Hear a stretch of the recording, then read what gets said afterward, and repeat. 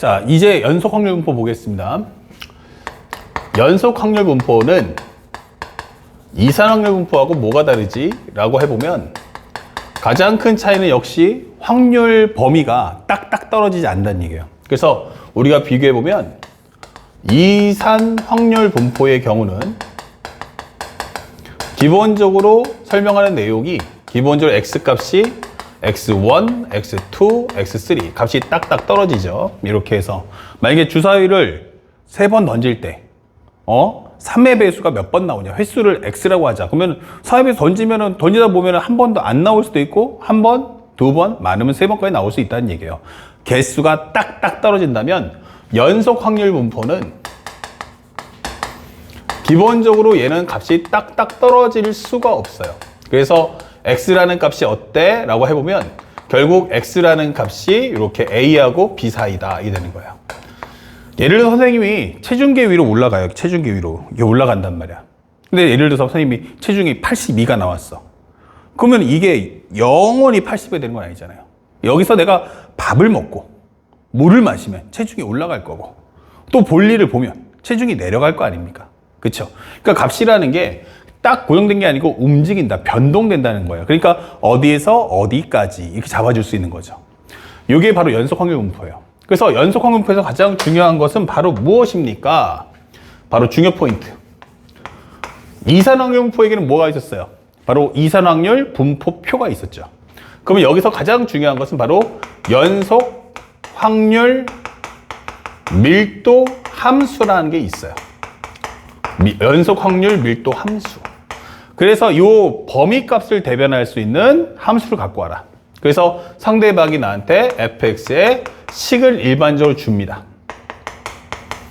하지만 더 중요한 건 누구냐? 그러면 식을 줬을 때 끝이냐가 아니고 이 식을 주게 되면 반드시 우리는 뭐 한다?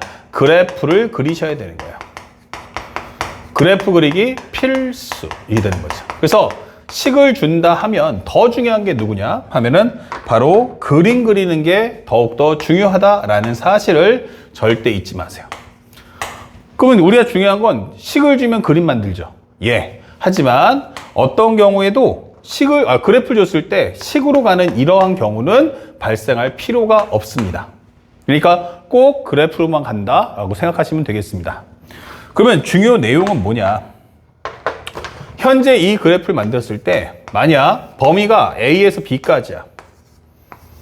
그러면 우리가 알고 있는 확률 밀도 함수를 만들죠. 이렇게 Y는 fx라고 만든다면 체크 포인트는 딱 두 가지입니다. 첫 번째 무엇입니까? 확률의 총합. 확률의 총합. 얼마 나온다? 바로 1이다. 이 되는 거예요.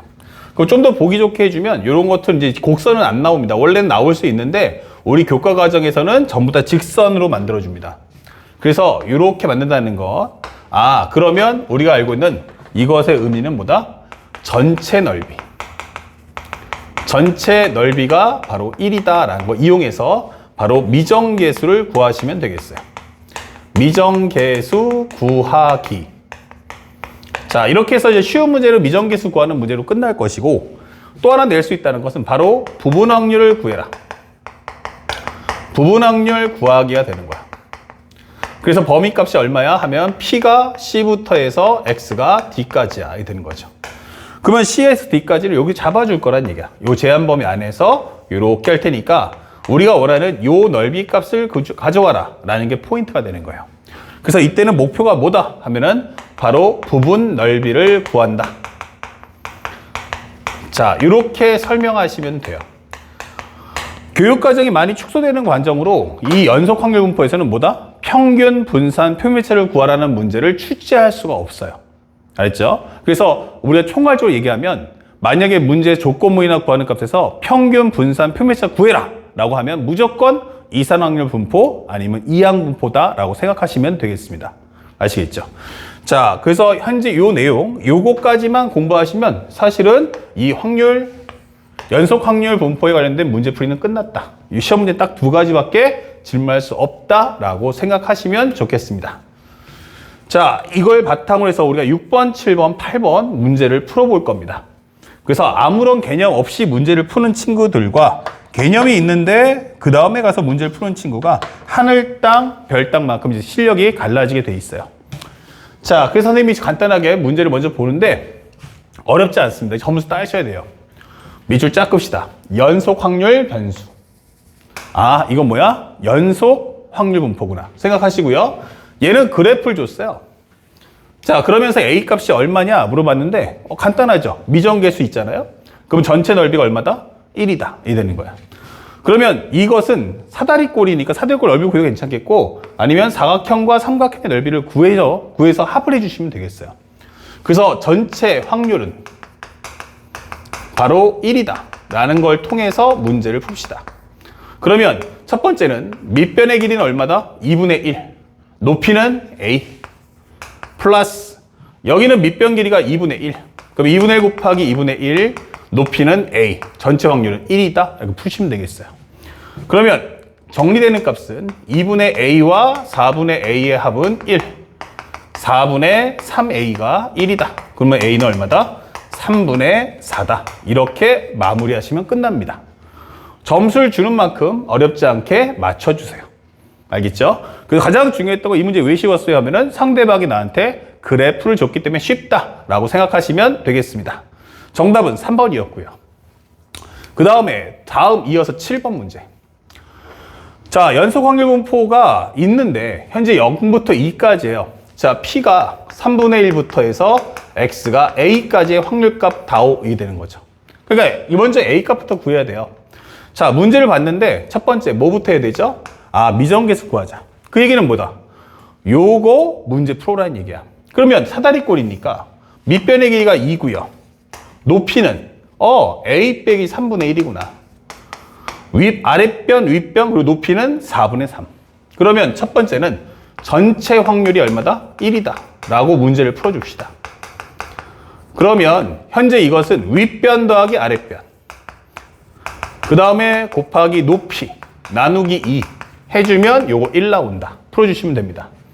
정리하시면 여기는 3분의 5 플러스 A 곱하기 8분의 3은 1이다. 그러면 A 플러스 3분의 5란 넘겨주시면 3분의 8. 고로 A라는 것은 1이다 라고 풀어주시면 끝나겠어요. 그럼 여기가 바로 1 이게 되는 거죠. 자, 그렇다면 현재 두 번째는 부분 확률을 구하자. 부분 확률이란 살짝 구해준다면 부분 확률 Px가 3분의 1부터 1까지다. 자, 그렇다면 현재 우리가 알고 있는 직사각형이니까 현재 밑변의 길이는 1 빼기 3분의 1이니까 3분의 2. 높이는 4분의 3. 이렇게 해서 문제를 풀어주시면 끝나겠습니다. 예, 정답은 2분의 1이다. 자, 그래서 우리가 어렵지 않게 4번 정답 찾을 수 있죠. 이게 바로 연속 확률 분포예요. 매우 쉽습니다. 자, 그러다가 작년도 수능에서 현재 이것이 30번 문제로 깔렸어요. 자, 선생님이 문제를 좀 보기 위해서 설명해 주는데 이번에는 연속 확률 분포가 몇 개냐면 2개예요. X, Y죠. 그 얘기는 뭐 하라는 얘기야? 2개의 그래프가 필요하다라고 설명해 주는 거야. 참고로 하면 여기가 얼마였냐면 4분의 1이에요. 4분의 1. 그리고 여기가 얼마냐면 3이고요. 여기는 5고요. 그 다음에 여기가 바로 6이다 라고 설명이 되는 거야. 여기가 바로 6이다. 자, 그렇다면 현재 그래프는 어떻게 되어 있냐면 이런 상태의 그래프다 라고 설명해 줄 거야. 이게 바로 y는 fx. 자, 그 다음에 이제 또 하나의 문제 포인트는 뭐냐면 gx가 없어요. 그러니까 문제에서 원하는 건 gx 값 갖고 오라는 얘기예요. 근데 fx하고 gx의 합이 얼마다? k다 이 돼 있어요. 그러면 요 함수 값하고 그 다음에 gx의 함수 값의 합이 k니까 아, 여기가 k겠구나 이게 되는 거야. 이렇게. 그러면 현재 이 그래프를 바탕으로 해서 그림 한번 그려보자고요. 여기는 3, 여기는 5, 여기는 6 이게 되는 거죠. 그리고 여기가 간단하게 k가 나옵니다. 그럼 맨 처음에는 네가 확률값이 얼마야? 0. 그러면 나는 간단하게 여기가 k니까 k 가지면 되겠네.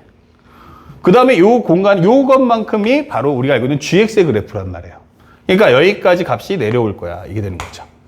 자, 여기가 얼마입니까? k 4분의 1. 그럼 여기가 바로 K 빼기 4분의 1이구나. 쉽죠? 그리고 현재 이 그래프가 요겁니까? 그럼 따라가면 되는 거야. 그래서 4분의 1과 K 빼기 4분의 1의 합이 얼마다? K가 나오면 되겠고요. 다시 0이죠. 이렇게 다시 올라가면 되는 겁니다. 요것이 바로 Y 콜 GX다.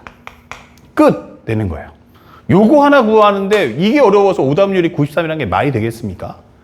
그러니까 모른다는 얘기예요. 학생들이 연속 확률 분포에서 가장 중요한 게 바로 뭐다? 확률 밀도 함수라는 걸 몰랐던 거예요. 모르면 못 푸는 겁니다. 자, 그렇다면 이제 K 값을 구해야 되는데 우리가 알고 있는 것처럼 확률의 총합이 얼마 나와야 돼요? 1 나와야겠죠. 그렇다면 현재 우리가 알고 있는 확률의 총합 정리해보니까 fx랑 gx의 합이 얼마 나온다? k가 나왔다.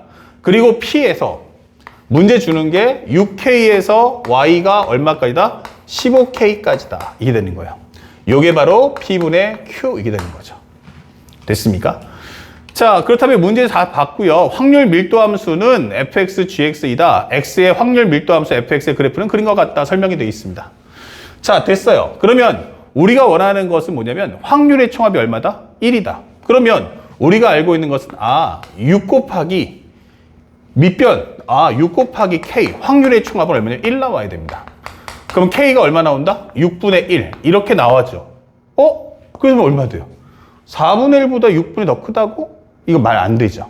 그렇죠? 그러니까 이렇게 되면 아니다. 이게 되는 거예요. 자, 그렇다면 우리가 알고 있는 것보다 확률 분포입니다. 다시 한번 읽어볼게요.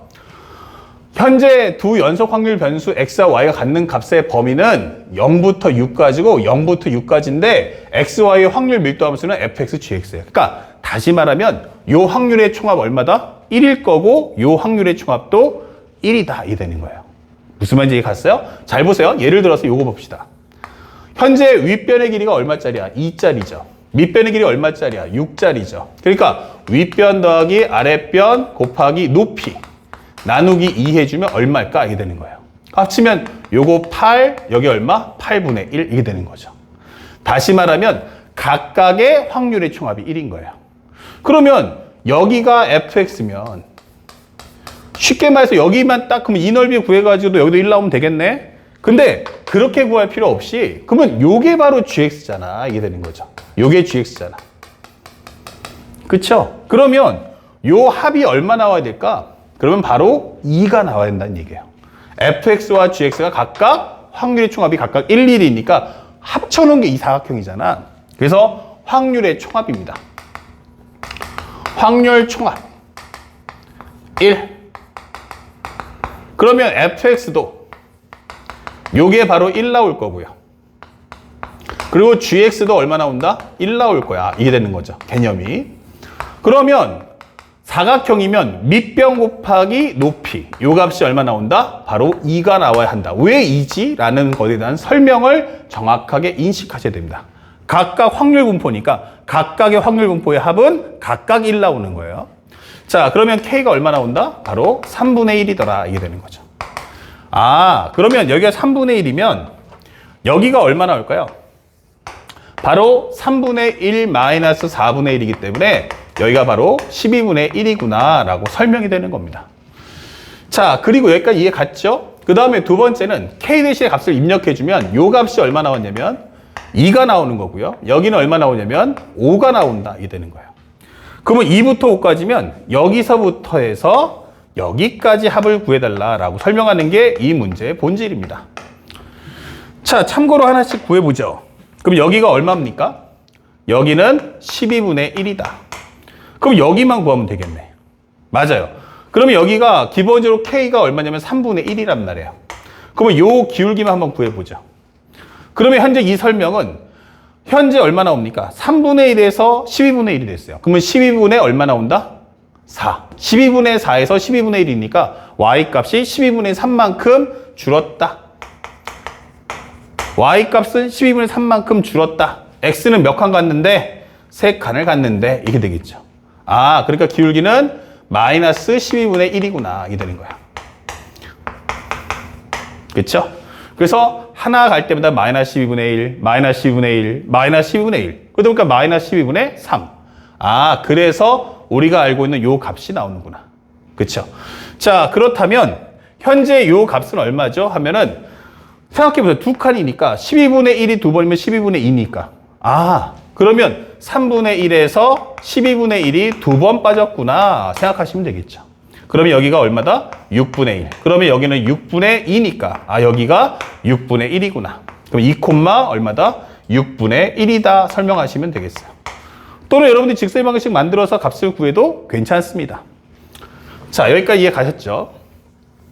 그러면 현재 우리가 원하는 값은 결국 이 값은 뭡니까? 여기가 6분의 1이고요. 여기는 12분의 1 높이. 아, 그래서 현재 우리가 알고 있는 P 2부터 5까지란 설명해 주는 건 첫 번째는 6분의 1 더하기 12분의 1 윗변 더하기 아랫변 곱하기 높이 나누기 2 플러스 여기는 기본적으로 밑변의 길이는 2, 높이는 12분의 1이다. 이렇게 사각형의 넓이를 구해주시면 되겠어요. 자, 그 결과 얼마 나옵니까? 여기는 12분의 2 합쳐지면 12분의 3 곱하기 2분의 1 더하기 12분의 2다.